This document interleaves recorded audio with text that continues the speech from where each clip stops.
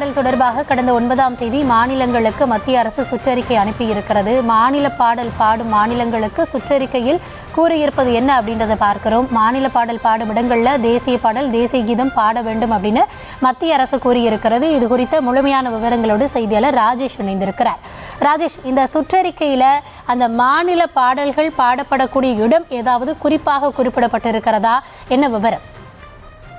கௌதமி வணக்கம். கடந்த 9ஆம் தேதி உள்துறை அமைச்சகம் அனைத்து மாநிலங்களுக்கும் ஒரு சுற்றறிக்கையை அனுப்பியிருக்கின்றது. அது ஒரு சுற்றறிக்கை தான். அது ஒரு அரசினுடைய சட்டமோ எதுவும் கிடையாது. ஏற்கனவே இருக்கக்கூடிய நடைமுறைகளை கட்டாயம் பின்பற்ற வேண்டும் என்ற வார்த்தைகளோடு அதனை அனுப்பியிருக்கிறார்கள், அவ்வளவுதான். அதிலே எந்த இடத்திலும் மாநில பாடலை 3வது இடத்துக்கு கொண்டு செல்லுங்கள் அல்லது தேசிய பாடலை முதலில் பாடுங்கள் என்றெல்லாம் எந்த இடத்திலும் குறிப்பிடவில்லை. அது மொத்தம் 12 பக்கங்கள் இருக்கக்கூடிய சுற்றறிக்கை. அதுல முதல் பத்தியிலே, அதாவது இந்த முதல் பக்கத்திலே 3வது பத்தியிலே சில வரிகள் குறிப்பிடப்பட்டிருக்கிறது.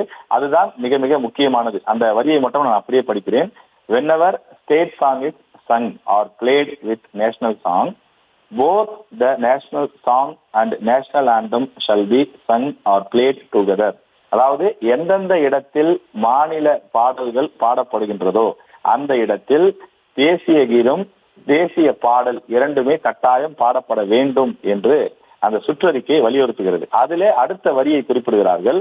And national song will be sung or played first followed by national anthem என்று குறிப்பிடுகிறார். அதாவது இந்த வரியினுடைய அர்த்தம், தேசிய கீதமும் இருக்கிறது, தேசிய பாடலும் இருக்கிறது. அதாவது ஜனகணமன என்று சொல்லக்கூடிய இந்த தேசிய நேஷனல் ஆந்தம் இருக்கின்றது, வந்தே மாதர பாடலும் இருக்கிறது. இதில் இரண்டில் எதை முதலில் பாட வேண்டும் என்றால், முதலில் நீங்கள் தேசிய பாடலை பாட வேண்டும். அதாவது வந்தே மாதரம் பாடலை முதலில் பாட வேண்டும். அதன் பிறகு தேசிய கீதம் நேஷனல் ஆந்தம் பாட வேண்டும். அதாவது 2க்கும் 3க்கும் தான் போட்டி.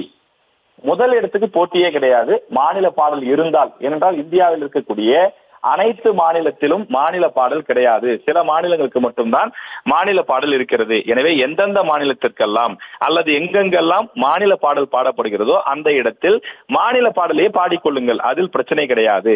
ஆனால் தேசிய கீதம், வந்தே மாதரம் இரண்டும் வரும்போது இதில் எதை முதலில் பாடுவது என்று குழப்பம் ஏற்படலாம். அதில் குழப்பமே உங்களுக்கு வேண்டாம். முதலில் வந்தே மாதரத்தை தான் பாட வேண்டும். அதாவது மாநில பாடலுக்கு அடுத்ததாக முதலில் மாநில பாடல், அதன் பிறகு வந்தே மாதர பாடல், அதன் பிறகு தேசிய கீதம், அதாவது நேஷனல் ஆந்தம். இந்த வரிசையில தான் இருக்க வேண்டும் என்று மிக தெளிவாக அந்த சுற்றறிக்கையிலே குறிப்பிடப்பட்டிருக்கிறது.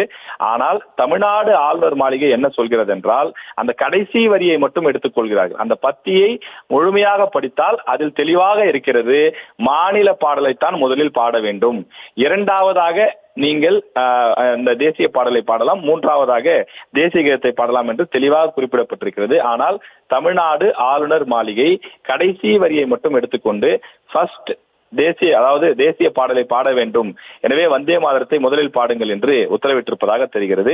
எனவே 9ஆம் தேதி வந்த சுற்றறிக்கையில் தெளிவான விவரங்கள் இருந்தும் மாற்றி பாடப்பட்டிருக்கிறதா அல்லது தவறாக பொருள் புரிந்து கொள்ளப்பட்டிருக்கிறதா என்ற கேள்வியை அரசியல் கட்சியை சார்ந்தவர்கள், தமிழ் ஆர்வலர்கள் முன்வைக்கின்றார்கள். எனவே இதில் ஒரு குழப்பம் நீடிக்கிறது என்று தோன்றினால் மத்திய அரசு மீண்டும் கூட ஒரு தெளிவான விளக்கத்தை வெளியிட வேண்டும் என்ற கோரிக்கைகளும் வலுக்க துவங்கி இருக்கிறது. கௌதமி,